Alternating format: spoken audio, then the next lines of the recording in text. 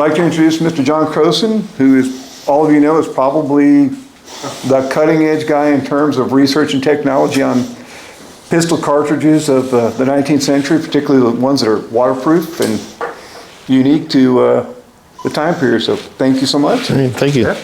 All right, yeah, my name is John Crossen. My interest is basically in the tooling and the production of non-metallic cartridges from basically the 1840s, 50s, and 60s. So I'm mostly interested in the manufacturing process of the cartridges and actually how they were made. So if I had a time machine, I would want to go back in time and sit in the corner of the factory and watch everybody make them. That's would be my thing that I would be interested in. And actually how they produce stuff.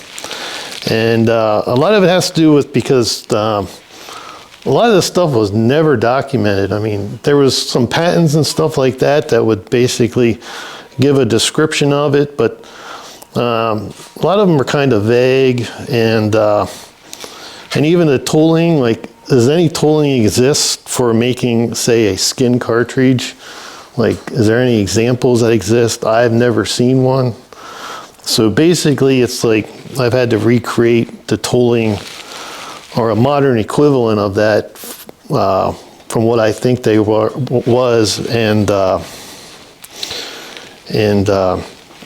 kind of go from there, just from the descriptions, and kind of reverse engineering the cartridge and how things were, like envelopes were folded, the paper patterns, the skin was kind of straightforward. And so I'm going to start with originally, most pistol cartridges were like a rifle cartridge. They were individually wrapped, so you would tear the tail off, pour your powder in the cylinder, and then you would remove the bullet and load the bullet just like a rifle.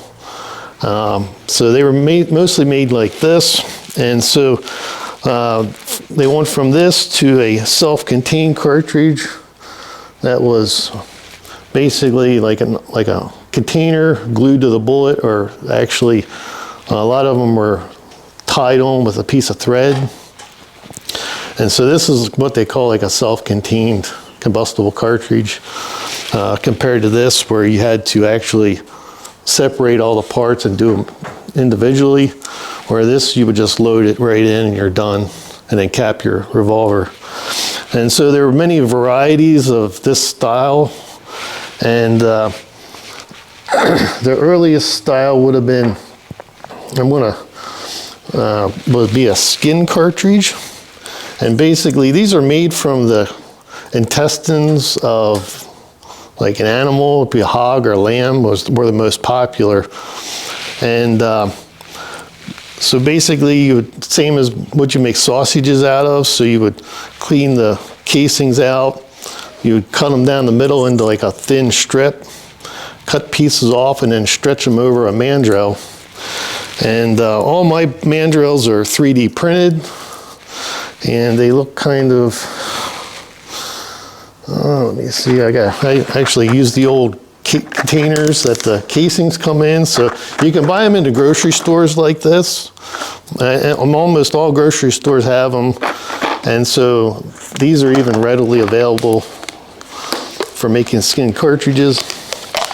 And so my mandrels are 3D printed. They look like this. And so the original ones would have been wood, and they would have been machined probably on a pattern lathe. And in the factories, they would have had to have like a whole day's supply worth of these. So if one person could stretch a skin over a mandrel and do like, say, 50 or 100 of them a day, and you had a number of workers, you would have to have enough mandrels to keep them busy stretching skins, because they have to dry over a day, at least a day, maybe longer. And so your total output of skin cartridges would be, how many intestines you could stretch over your mandrels in a given period during the day. And so and then you would have to stop, let them dry, and then the next day you would pull the skins off and load them. And so basically you have to rotate through those. So you would have to stretch the skins, let them dry the next day, and other workers would take the skins off, load them, and then they would have to be shellacked to waterproof them, because if you don't shellac them, they will, any humidity or moisture will actually make the dried casing soft again, and they'll just kind of get mushy, turn back into the intestines, you know, from the animal, basically. So basically, you'd have to have enough mandrels to produce a day's worth of work, and then form them into cartridges, and then take those mandrels. Other workers would probably have to take those and reskin them, and it'd be a completely, you have to rotate through them constantly to keep the production high. So I figured they probably had thousands and thousands of these in the factories, and they came in all different sizes. You can get them from, you could get skin cartridges all the way from little tiny little 31 caliber like this, and they made them for rifles like 58 caliber. And so for every cartridge you want to make, you have to have a set of mandrels. And so the factories had to be littered with tons of these little pegs. You know, they'd have to look like this. These little tiny pegs here. They look like this. And I'm just surprised none of them ever have survived history. Like, nobody found a pile of these in a corner somewhere. I've never seen anybody. I don't know if anybody's ever seen one or has any, or if they're in a museum or not. I've never seen them. But so you have to stretch the skin, dry them, shellac them.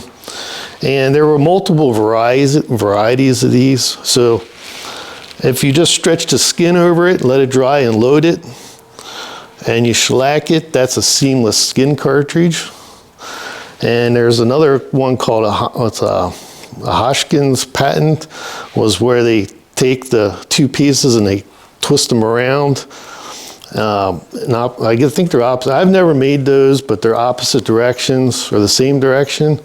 And when you twist the two together, the overlapping joints will actually reinforce the cartridge to make it stronger, because the skin will actually tends to crack. It has a grain to it. So the sausage casing has a grain running the length of it. So when you stretch it over your mandrel and it dries, and you fill it with powder, it can get cracks in it. And back in the day, if you have this in your pack and it's bumping around, it will probably break. So they took the,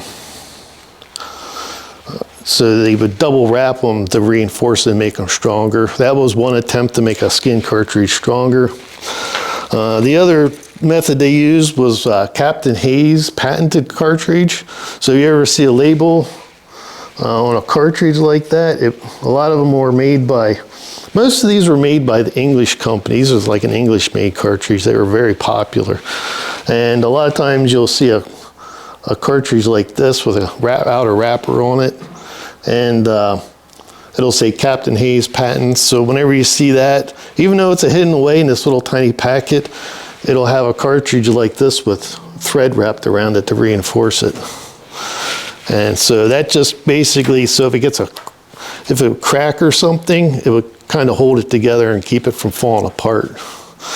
And so that's one of the third style. And the fourth style here is, this was made by the Ely Cartridge Company. This was what was known as a skin and paper cartridge.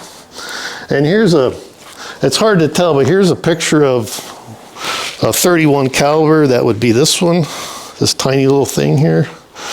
So the way it works is, instead of having thread wrapped around it, there's a thin piece of paper wrapped around it, and then it was shellacked or sealed, and that acted like the same as the thread. It would reinforce the casing. And these are pretty impressive. I made a bunch of these and they're pretty darn strong. And a lot of times when I see them, the ends are not reinforced.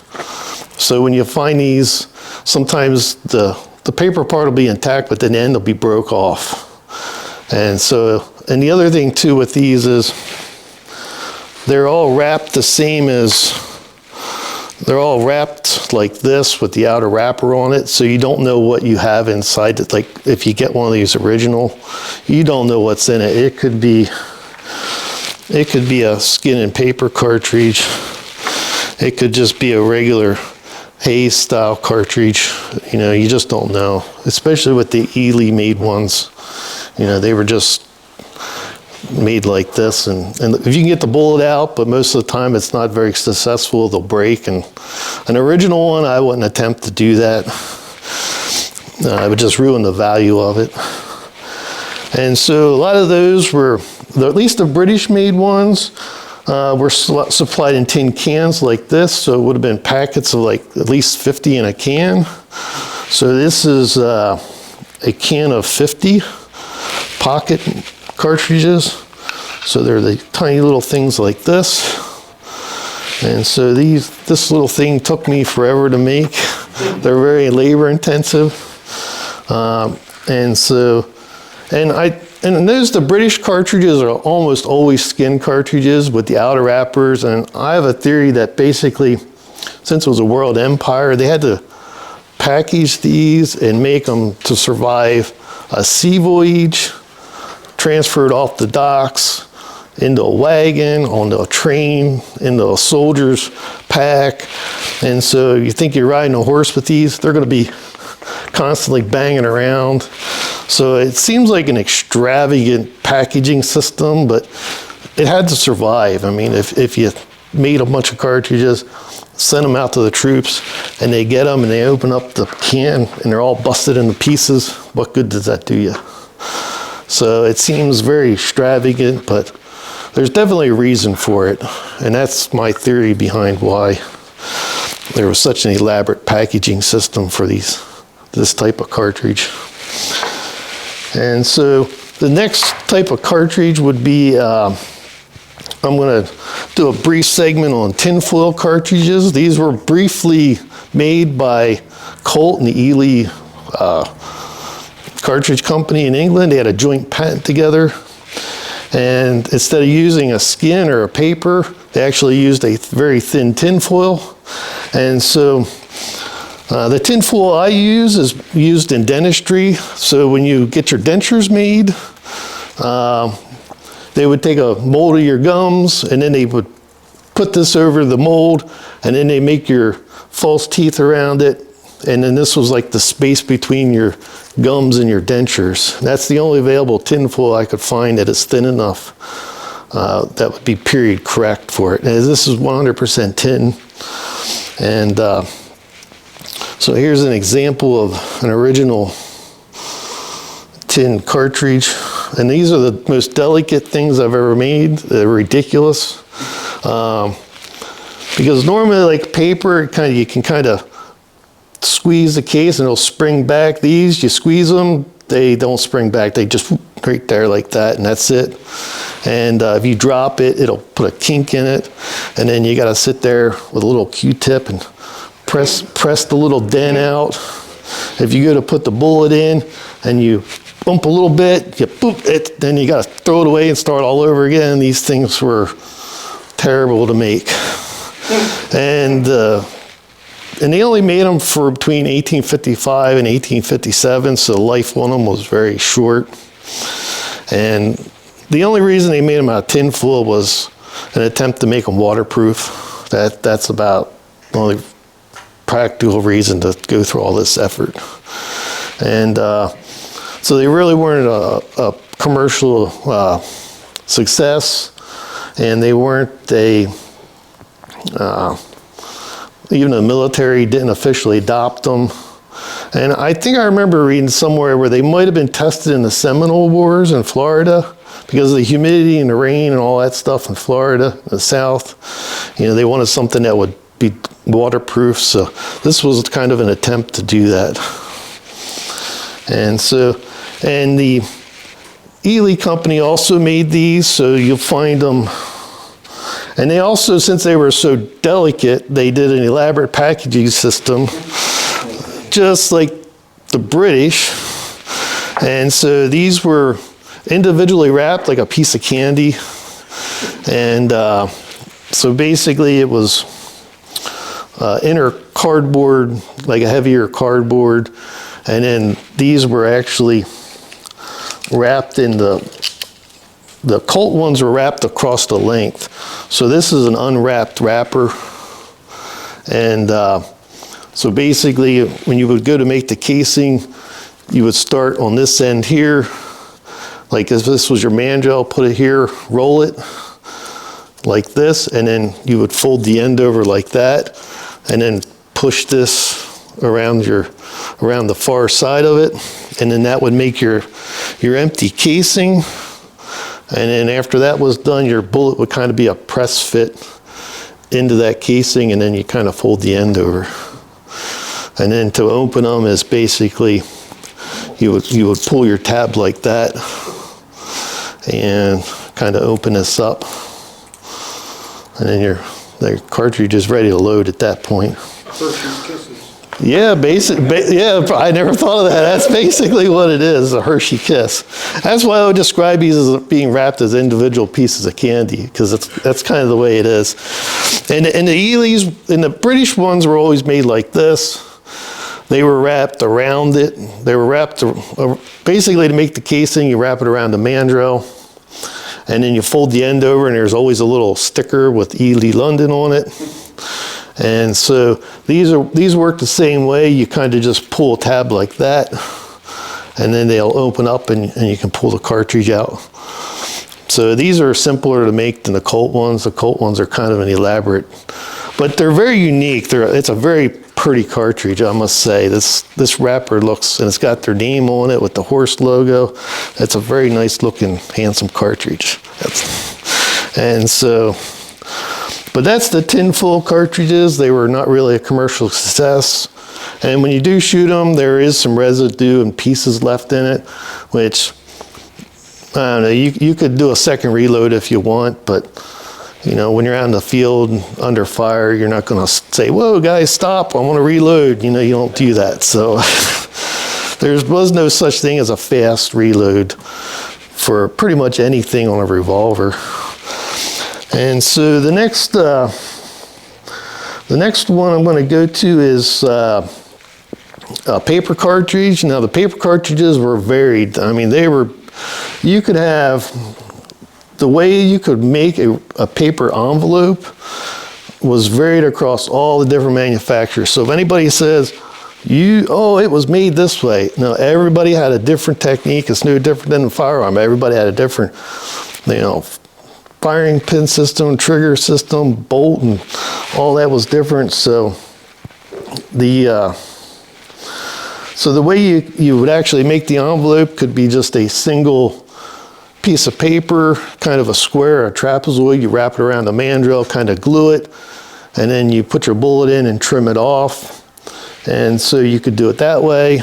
And so a lot of them are made simply like that.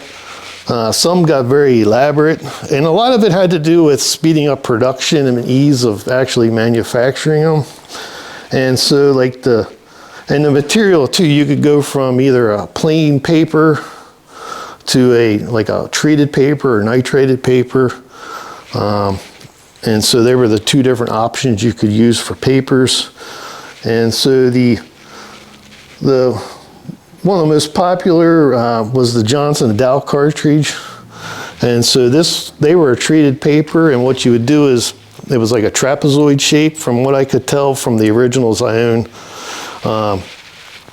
They were kind of unique compared to other cartridges, that you would kind of wind them around in a trapezoid shape, so the ends would line up at an angle, and then the ends were twisted, and then you cut them off.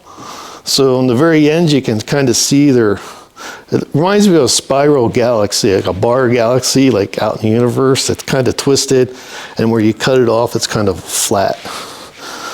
And so these would have been made out of like a treated paper and then coated with collodion, which is a derivative of gun cotton. So it basically, you would take gun cotton, dissolve it in alcohol and ether, and then it creates like a what was called collodion, which was also used in photography and had many other applications. I'll talk about it with my other there's other cartridges that use that. And so that's what waterproofed them. And so this is a Johnson & Dow cartridge that was made like the originals. They were very long and skinny. So if you compare that to, say, like a Colt cartridge, let me see here. Like this is a Colt cartridge. They were a lot shorter and stockier. And this would have been used by the military. And Colt made them for the military, but there was also civilian models that had a smaller charge. So if you see an original Colt cartridge, they're very, very tiny. It looks like they were only 44s were 20 grains, and the 36s were only 12. But if you use the right powder, you can get good numbers out of 12 grains. If you use Swiss, the numbers are pretty good as far as power and speed go. So that's the Johnson & Dow. And this is a 44 version of it. They were made the same way, same technique with wrapping the paper and twisting the ends and trimming them off. And they were packaged in different ways. There was, I think it was an ordnance officer, I can't remember, but there was a guy called Elam O. Potter. He was an ordnance officer, or he was a liaison to the ordnance division, I can't remember. But he was part of the Johnson & Dow, and he was also on some other, he kind of mingled between the manufacturers from what I understand. So you'll see a Johnson & Dow soft pack like this. It was wrapped, and then it had a single strip around it. Oh, there's six rounds in this, and then there's caps in here also. So Johnson & Dow had caps on them with them. So you'll see them packaged like this, and then you'll see them in a cardboard box like that, and they always have a double pull on them, so you can pull them from either direction. So there's two different styles of packaging for these cartridges. And so, and this package is very similar to the Hazard cartridges that I'll talk about a little late in a couple minutes here, because the Elam O. Potter was going between the two, and so I think that's what influenced the packet design for these soft packs. They're almost identical. The packaging is pretty much the same. And so that's the Johnson & Dow cartridges. The next ones are the Colt paper cartridges. And so these were made a couple different ways. The early ones were in a soft cardboard pack like this, and they would have been a double wrapped. And these were also wrapped like the original Tinfoil cartridges, but instead of having the fancy name and stuff, they were actually wrapped. I had one here somewhere. Let me see. Like this. So you would open them up like that. And so these were individually wrapped, but they were just a plain brown wrapper. And so the 44s and the 36s were made like this, and they're open the same way. You pull the tab to extract your cartridge out of it. And these were made between 1857 and 8, so these were short-lived. They didn't make these very long like this at all.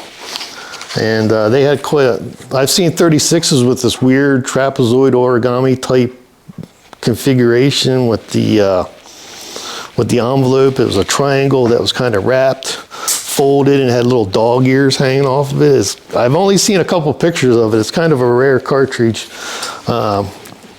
that they made. So they only made these for this style for 2 years. And then from 59 to 60, they made the flip top. I don't have any of them here. That's a lot of people make reproductions where you pull the string and then the top kind of flips up and you pull your cartridges out. And so, so that was made for 2 years.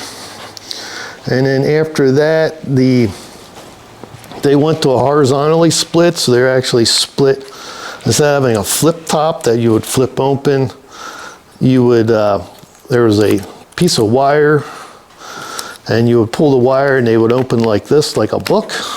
This is my most favorite way of making the Colt cartridges. I think this is the best design that Colt had, and it's the only design he didn't patent, which was bizarre. You know, these guys are patenting stuff left and right. They're always patenting everything. Patenting the box. The early flip-top box was patented. This style was patented. You know, it was just ridiculous. They patented everything, but Colt never patented this. And they made this from 1860 till they stopped making paper combustible cartridges.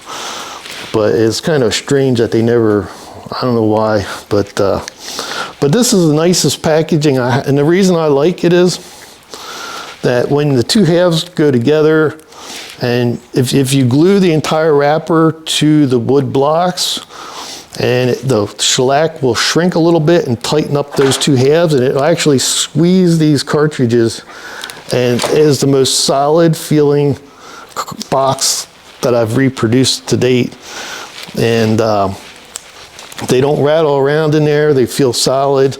And so it's the same principle as the Ely cartridges, that if you have this in your pack or your pocket and you're riding your horse, that thing's gonna be bumping around. I'm from Amish country, so I'm always around horses and buggies, and you see them in their wagons bouncing around. So you don't want your cartridges bouncing around in a box, because you know they'll just be broken into a million pieces by the time you get to where you're going.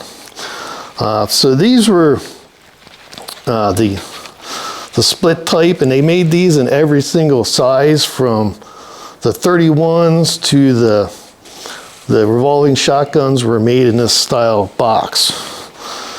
And the cartridges themselves were just a basically simple envelope, and some of these were actually die cut envelopes, so the pattern was pre-cut.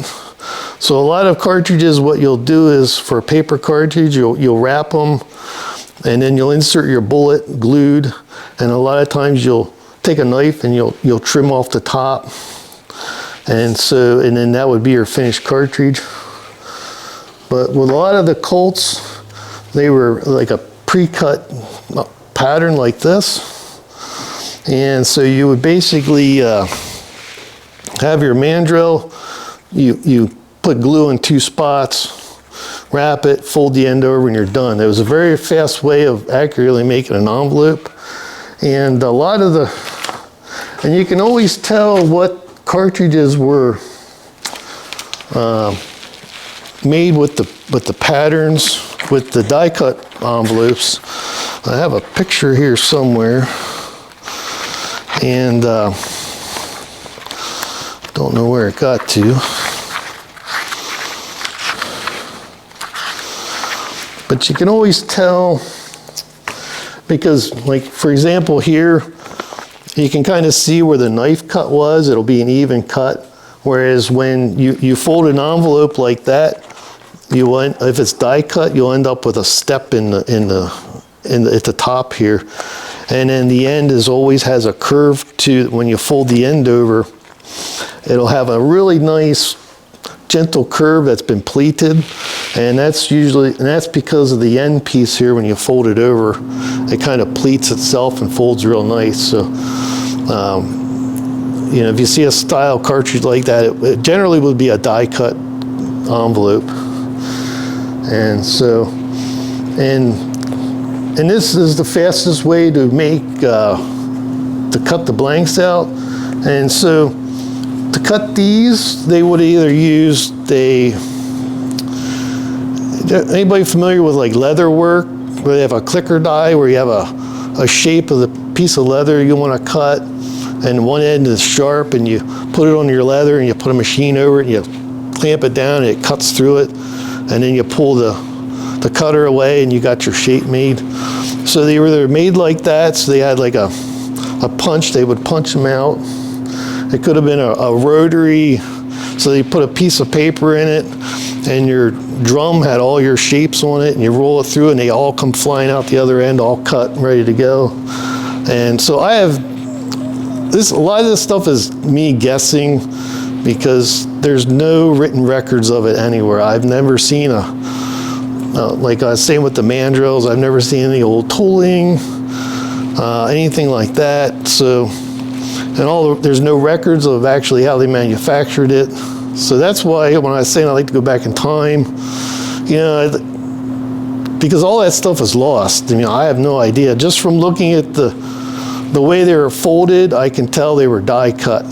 But the actual method of die cutting, I couldn't tell you. You know, it was either one at a time, it was run through a rotary cutter, or it might have been done with a plate with a bunch of blades in it. And for those, I make something like this. And so this is an old technology. You know, basically, this is basically the leather cutter mounted into a board. It's no different than the modern clicker dies or anything like that. And so and for this, basically, you would either put your piece on top and put it in a press, and then you pull your paper out and all your shapes are cut. You can put it through like a rotary machine that looks like an old washing machine wringer. So it has two rollers, and as it presses through, it cuts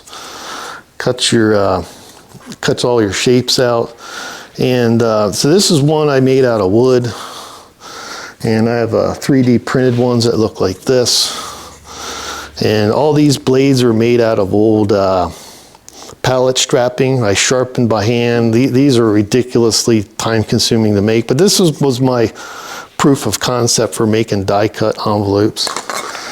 And this is a commercially made one. So today so when you get a cardboard box, almost everything today is die cut with something like this. And so they laser cut these out, and then they have machines that bend your blades, and then they kind of stick them in the slots. So this is the cutting side, and then this is the back side. So you put your piece of paper down, you run it through a machine that has double rollers, and then it'll cut all your shapes out of your piece of paper. And this one here has 12 in them. And I can usually do about 6 or 8 layers, so you can cut a couple hundred out really quick. So if you're mass producing cartridges, this is the way to go. And some of the originals I've seen, they were definitely die cut. So that was a process of basically speeding up production for actually making the envelopes, and just cutting down waste, because you can nest them all together real nice, and your waste of your paper is minimized that way. And you know, paper was kind of expensive back in the day, so you didn't want to waste a bunch of stuff. And so that's the die cut envelopes.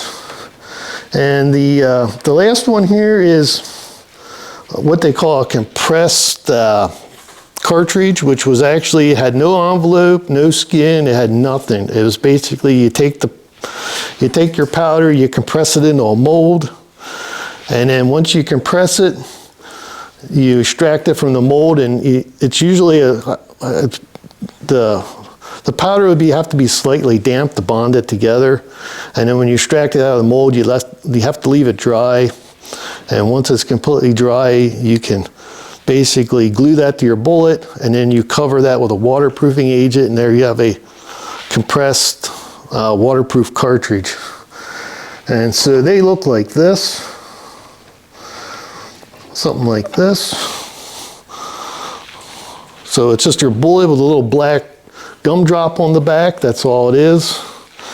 And so these are one of my favorite cartridges, and these are absolutely 100% waterproof. You can throw these in a puddle, throw them in a pan of water, as long as you put a good enough coating on the back of the cake, and they call it a powder cake. That's the technical name, and all the documentation that I found on them is, I don't know, and I think the powder cake stems from the fireworks industry, because there's a lot of crossover between different industries, and when I was originally developing these and researching them, a lot of the terminology crosses over from the fireworks production, which goes all the way back to China, to this method of making the compressed cartridge. And so these are probably one of the hardest ones there's almost no information on them. There's only 2 companies that made them, and these are only made for basically 2 or 3 years total in manufacture. These are made from the Civil War between about 1862 to 4 or 5, and then they were done. And so a lot of these things were short-lived. They do work. The power is a little bit lower on them, and so I only had a small patent to go by, and for these hazards.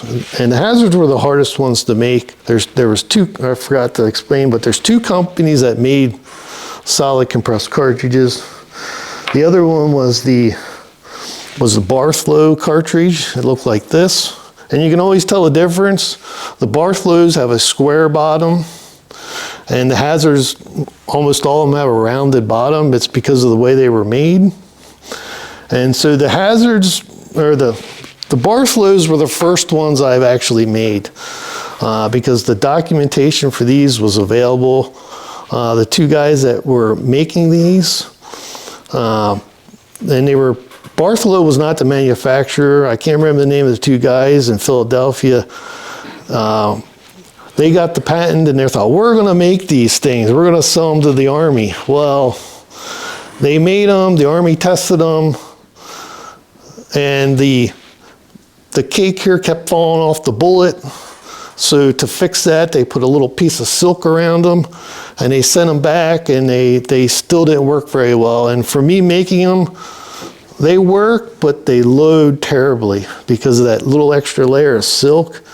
They are super hard to load. And so, but they do work. They do have decent power. And these are made slightly different than the hazards cartridges. The powder was actually bound together with collodion itself. So you would take the powder, you would dump collodion in it, mix it all up. And then you would take that, and you would have a mold with multiple holes in it, cavities, and you would kind of spread it out through the cavities. And in the factory, they would take an iron rod and a hammer, and they would go over each one and bang, bang, bang, bang through each individual. Well, that worked until the factory blew up. And so that's why I could find a ton of information on this, is because of the factory blowing up. There was magazine articles, there was a lawsuit with them, and plus the 2 guys that wanted to sell these to the Army, they thought, we're going to cash in, we're going to take this patent, we're going to make these things, we're going to sell a lot of them. They set up a factory and started making a crap load of the things, and then the factory blew up. And so there was a long trial with the factory, so there was a whole long documentation on the actual process of making these. So they had a description of them with the 36 cavity mold with a iron bar and a hammer.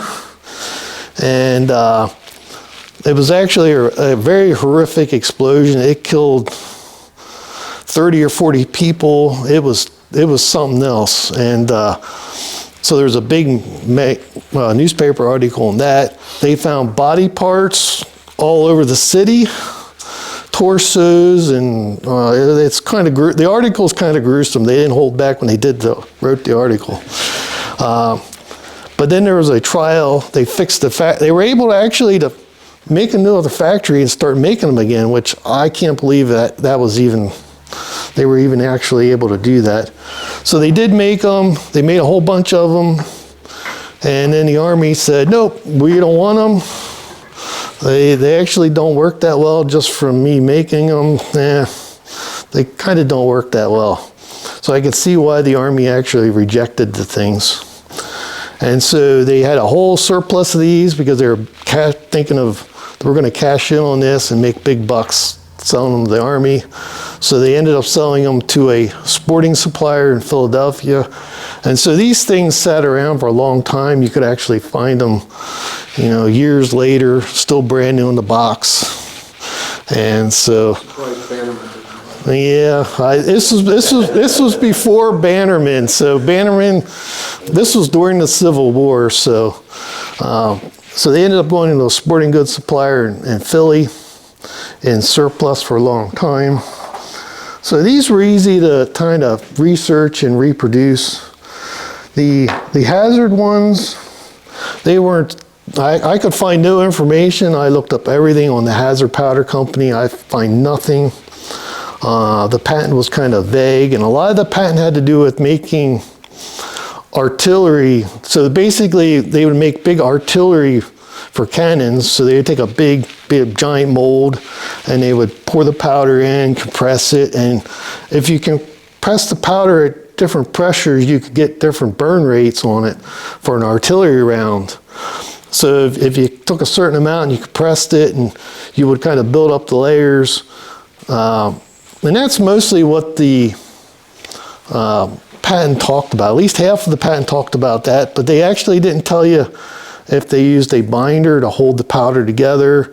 There was no details of that at all. And so I would try taking black powder and kind of moistening it and kind of pressing it in a mold, and it kind of crumble and fall apart. It never held together very well.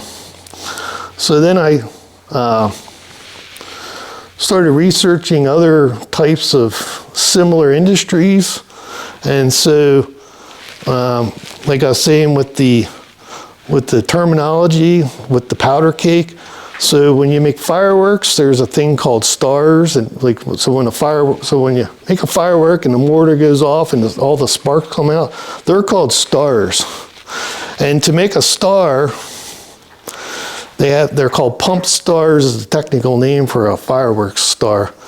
And it dates back to the Chinese, so it was known how to do this. I mean, it's nothing new. And so what they would do is they take a piece of bamboo, take your mixture of potassium nitrate, like kind of similar to black powder, with your metal that would make your colored spark, pour that in a little cylinder of bamboo, put a dowel on top, and you would smack it with a hammer, and then that would compress your mix into a fireworks star, which looked identical to this, and it's exactly how they produced the original Bartholow cartridges with the iron bar and a hammer, which blew the place up. So, but they did switch, the Bartholows did switch to a press. When they rebuilt that factory, they switched to a screw press rather than hitting it with a hammer. And so basically I use similar techniques to the way they make modern fireworks stars. So I added a little dextrin to it, and through a lot of trial and error and stuff, it ended up making a working powder cake that held together and would actually burn and go off correctly. And it's been modified over the development of this. And so I would originally mix in straight dextrin into it and add water, but now I use what's called a dextrin liquor.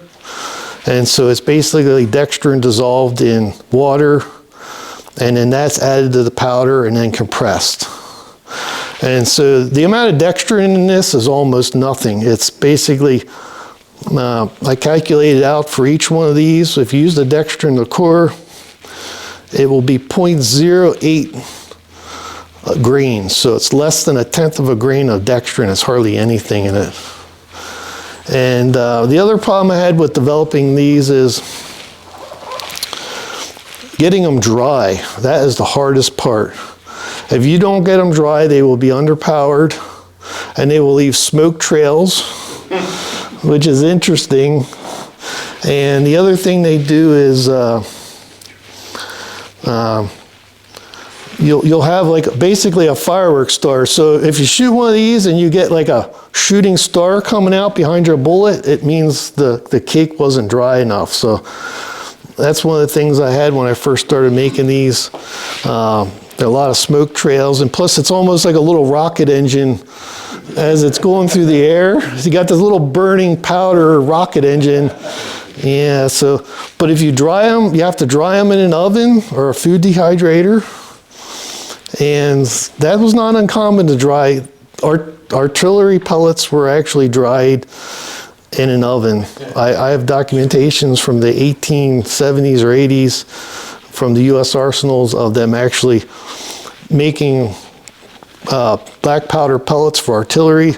And they basically do the same thing. They basically take powder, spread it over a large mold with cavities, and they have hydraulic presses. They press them, and then they extract them out of the press, and then they put them in, they run them through an oven to dry them out, and then when they're done, they would load them in artillery shells.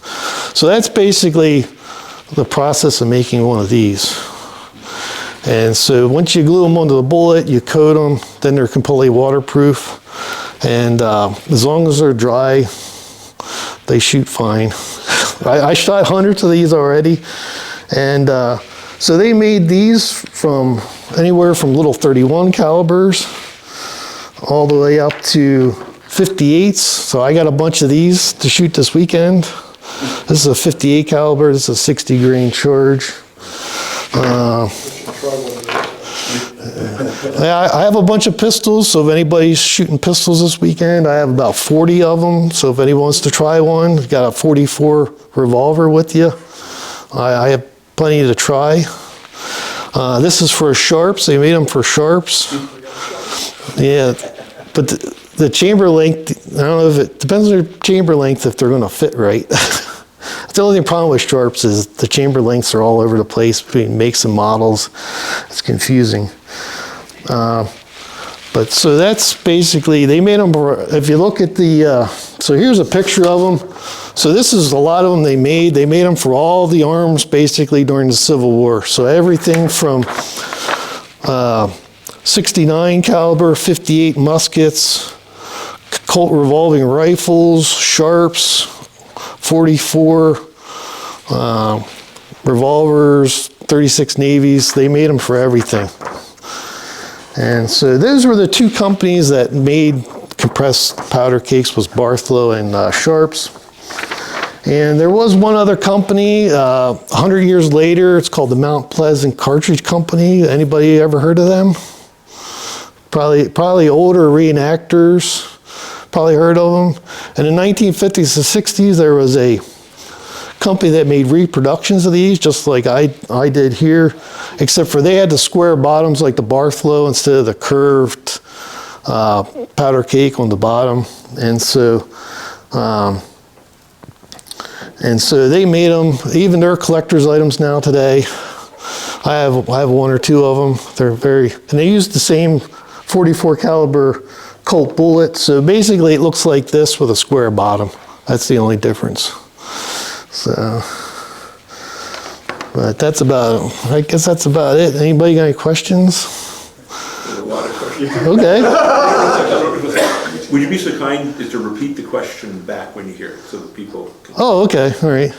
Yeah. Yeah, I was just curious about the hazardous cartridge. What kind of bullets were being used with those? Johnson Dow or a Colt or a Colt cartridge factory? Did it matter? Have you noticed where they might have sourced their bullets when they were making these, or did they have their own pattern? Yeah, the source bullets. A lot of them were the bullets that they would have used. Basically, they would be the original what they would have used. So for the 31s and the 44s, they would have used the original Colt bullets. For the 36s, I can't identify that. That might have been their own manufacturer for that one. But the Sharps, they would have been using the new model Sharp Federal bullet for that. Basically, whatever was used by the military at the time, they would have been using those. And the 58s, they would have used the, the regular, like mini balls that they had for those, yeah. Huh, okay. Yeah. That's cool. With the revolvers. Yeah. Since I'll talk loud enough so somebody can. Okay. Those bullets is the entire cartridge pressed into the, Yes. so it's like you drop it in, you crush it down. Yep. The skin breaks, it opens up, or if it's got a collodion on it or whatever, it becomes. When you load them, you load the whole thing into the revolver, and basically, I push them in, and you can feel a crunch. You don't, it's almost like you're eating an M&M, you kind of eat an M&M and you got the outer hard crunch shell, and then you can kind of feel go, and then that's about it. And then I kind of press a little bit more if I need to get it below the cylinder, and then, that's about it. They do kind of open up and kind of compress into form, and you can kind of feel them crack and kind of open up. And the grains are very loosely held together. So it's basically, the grains are compressed. And when I originally made these, I took an original one and I kind of in CAD traced it and got the volume of the cake. And I knew from different documentation what the powder charge was. So it was about 24, 25 grains. And so I would compress that. So I got the volume of the mold in cubic centimeters. And then what I would do is compress that amount of powder, and then I would test them, make sure they would work. And then I would take the volume of the mold and the amount of powder, and I would basically divide it into itself to get the amount of grains per cc. So if I wanted to make a larger mold, I would just take, it's 0.051 grains per cc. So if I wanted to make a larger, say, if I wanted to make a 60 grain cake for the 58 caliber, I would just make a mold in my CAD program. It'll give me the volume of that mold, and I would use my I put that in a spreadsheet so I could figure out how many cc's per grain, and it would give me so for say, I don't remember the exact numbers. I have them on a spreadsheet here somewhere. But say it was it would come out to say 60 grains would be 3.5 or 4 cc's. So I'd adjust my mold to be like a 4 cc volume, and then that would create the right amount of, if I compress that into that mold, it would be the right amount of compression for it. Because I didn't want to over compress it or under compress it. I want to keep the compression the same compared to the first one I made, and kind of got the formula out of it for that. So, but if you compress it too much, you're basically turning the powder back into the puck it was originally ground from. So you're not compressing it back into a puck. You're just compressing it enough that you kind of interlock the grains, and then the little bit of dextrin helps hold it together, and it's just compressed enough. They lock together. The dextrin holds it, and then you can extract it from the mold, and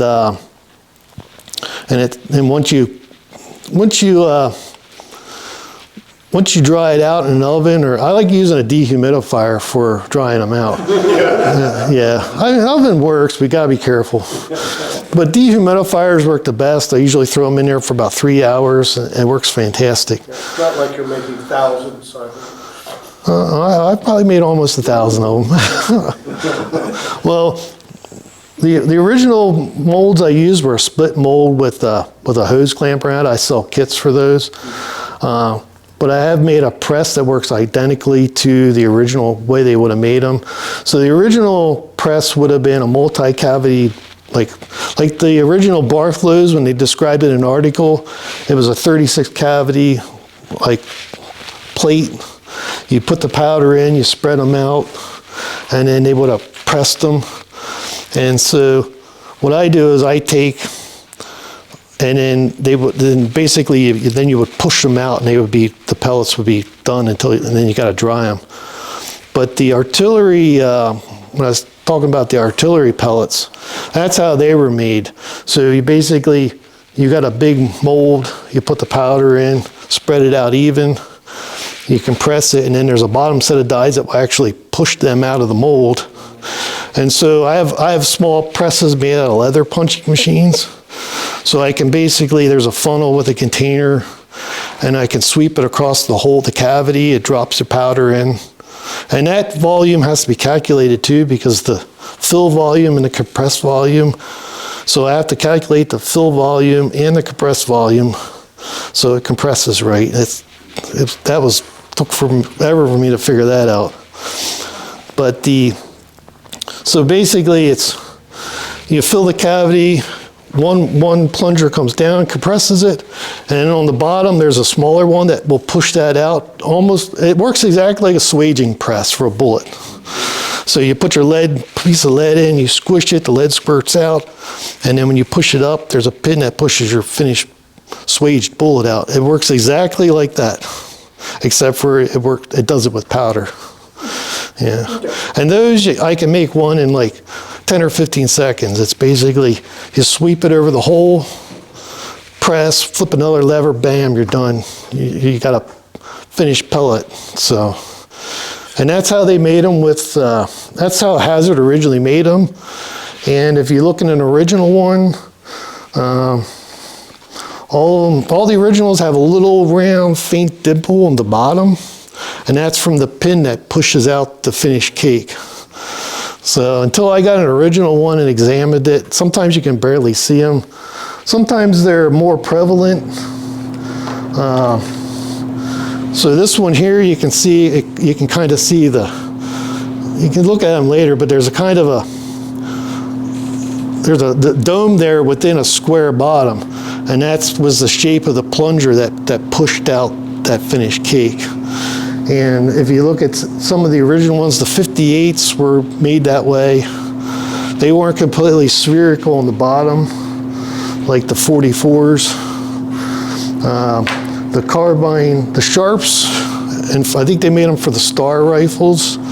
They were rounded on the bottom, like this. They came in slightly different profiles, depending on the shape of the pin that actually pushed the cake out.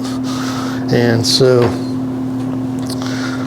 but I make all of them with a press now. I used to use the split molds, but the press works. I can kick out, like I've done batches on up to 800 grains of powder. So I take my powder, mix it with the dextrin liquor at the right ratio, dump it in the hopper, sweep over, press, and it boop, boop, just keeps popping them out.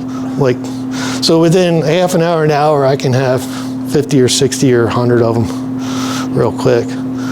But, and that's how they originally made them. And they would have done it in a bigger batch. So it would have been, they would have popped out 30, 40, 50 at a time. So, and then they would sweep them into a bin, fill it, press it, sweep them into a bin. Yeah. And then you still got to glue the bullet on top? Then you got to dry them. Yeah. You got to dry them, and then you have to glue them, and then you have to coat them. So there's still a process that's still labor intensive with that. Yeah, very much so.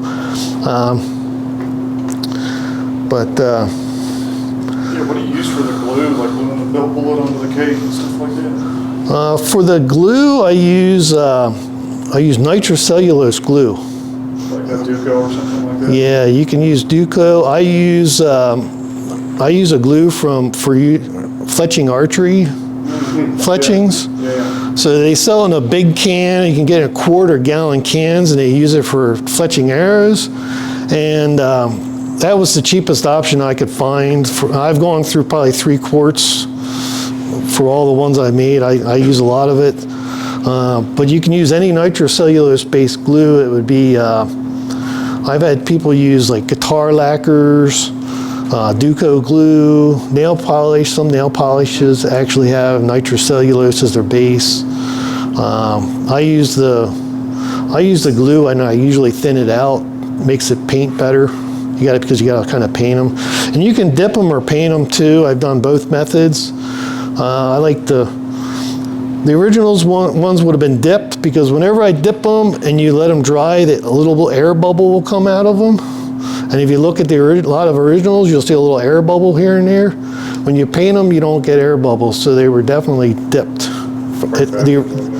Yeah, and they look nicer when they're dipped. They get a nice even coat, and they're shinier and stuff like that.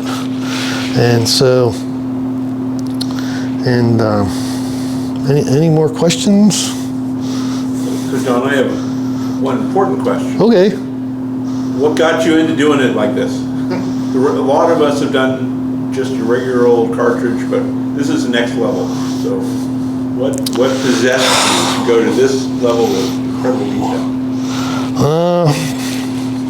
I really don't know. I just got obsessed with, well,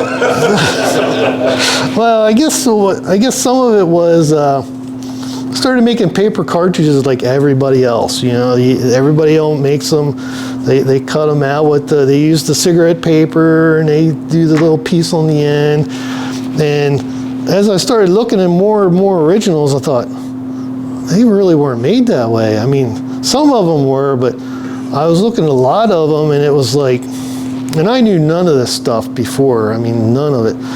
And so I would look at them and think, you know, and it's like, and then I would look at them and you could tell they weren't, like the one side you could see the folded over end, and then the other end was folded, and it had this nice fan folded seam on the bottom. And I thought, man, that's a beautiful cartridge. I got to do that.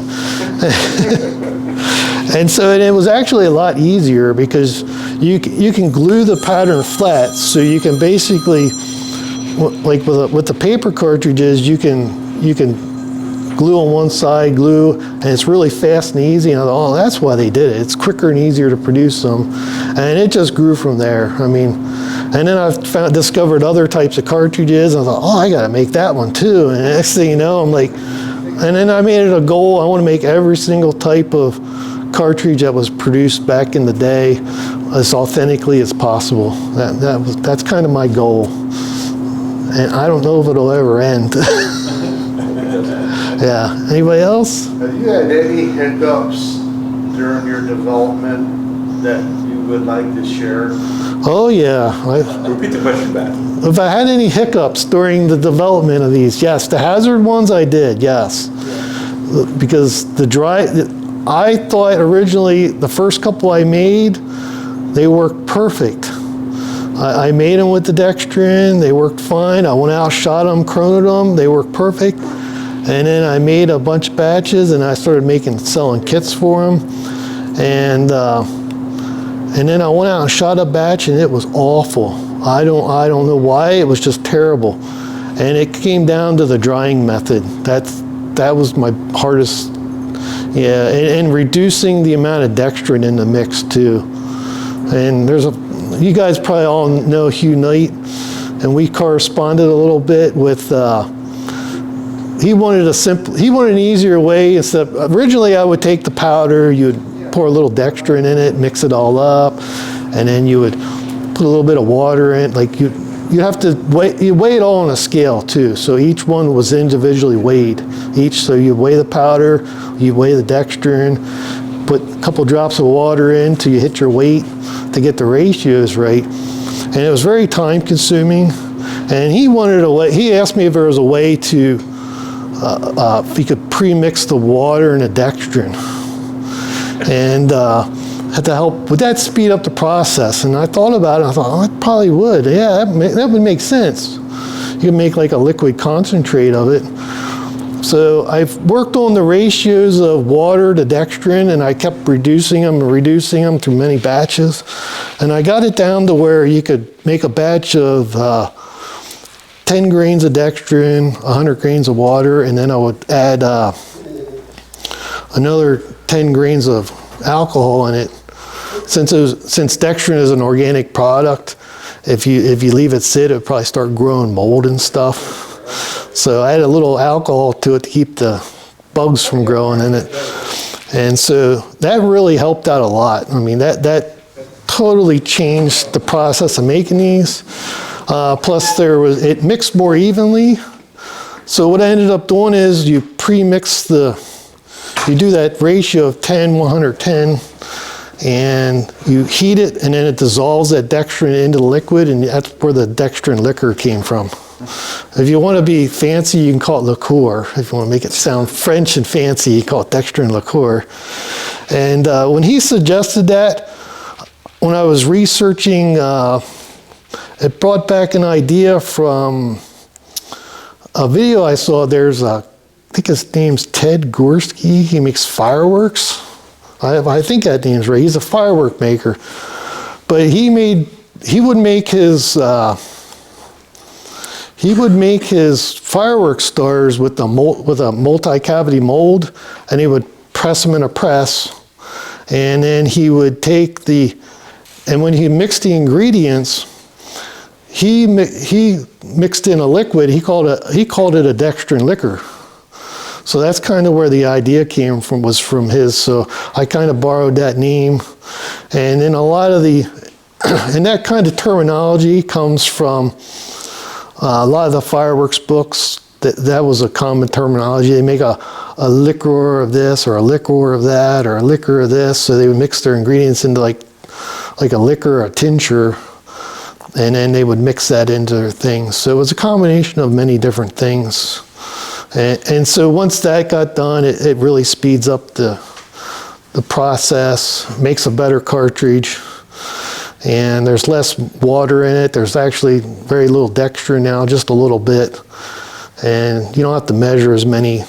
Just basically you put your powder in, a couple drops of the liquor, and you're done. Mix them, and then press it in the mold, and you're done at that point. Just for your information, Hugh Knight thanks you for your... Oh yeah, he helped contribute a lot to it. Oh yeah, he was kind of crucial in making in developing the hazard. Yeah, it was a good idea he had for that. Yeah. Anybody else? Yeah, have you tried using it? Sorry. Go ahead. Okay. Oh, Yeah. sorry, yeah. that's Yeah. the one. No, go ahead. I've asked like 5 questions. Oh no, that's fine. I was playing with like water glass as a glue for paper cartridges. Yeah. You're trying any of that with the hazard? Or, I don't know if that ever No, I haven't. crossed your mind. No. It might have been something that might work pretty well, maybe, right? 'Cause It's possible. Yeah, you yeah, could. I don't know, it just came to mind. Yeah, you could. The only thing that worries me about water glasses, I think it's used as a refractory, like when they make, and it doesn't quite burn. It's kind of weird that was used as a paper cartridge. Yeah. Yeah. I've tried using that for my paper cartridges, and I didn't think I had enough tact to it. I mean, I could get it to work, but it was kind of a stick, and it was Hard to get it to stick, and yeah. then if you take the water glass and you get on both halves, and then then you do it again, it would stick. Right. It wouldn't do it the first time. It's almost like it was contact adhesive. You have to like really press it and hold it. Yeah. And I've messed with that, but I just use regular. I either use my favorite glues are either regular old glue stick or gum arabic. The originals would have used gum arabic. And even in the original accounts for the Colt cartridges, there's documentation on when Colt was making paper cartridges. It's in round ball to rimfire on one of the pages. There's a list of the stuff he used to make paper cartridges, and gum arabic is one of those. That makes a lot more sense. Yeah, and I use the food grade stuff. You can buy it dirt cheap. You mix a little. I usually take gum arabic and for volume, water and gum arabic, and then you mix them in a jar, and it'll be a cloudy, yucky mess. And then let it sit for a day or two, and it'll clear up. And then I skim the foam off the top. That's the gum arabic I use for it. But I usually don't mess with it. Actually, I do a lot of demos for like living history stuff, and this is my historically correct kit for making paper cartridges. So I have my wooden mandrel and former. I use, this is my black powder. It's actually aquarium sand. And sometimes I have 3D printed bullets, or sometimes I give them to kids as souvenirs. So I have 3D printed bullets. And then I have a little jar of nitrocellulose glue labeled collodion. And then I have another jar that says gum arabic. So that's kind of my kit for historically correct process of making them. Yeah. Let's do one more question. Okay. With regarding the foil cartridges, was it necessary to like prick the cartridge so the fire, the cap would explode or meet the charge, or was the cap enough to blast through the tinfoil? This question was if the foil had to be pricked with a hole in it or not. I never had to. I think the original instructions might have said that, but I'm using super thin foil. It's 1/1000 thick. It just blows right through it. Yeah, and that too. That's my best guess on how they're made. I just do a single wrap of 1/1000 foil, and I use the nitrocellulose glue to glue the seams. So basically, I just take a cylinder. It's so thin you can wrap. So I glue down to one side, I wrap it, and then I put a dab of glue, and then I take the end and I just kind of squish it over and then kind of flatten it out. And since it's tin foil, it kind of conforms really easy. Yeah. That was the easiest part of making tinfoil cartridges. Yeah, inserting the bullet and not bumping something, that's the hardest part. Yeah. Any more? Okay, thank you.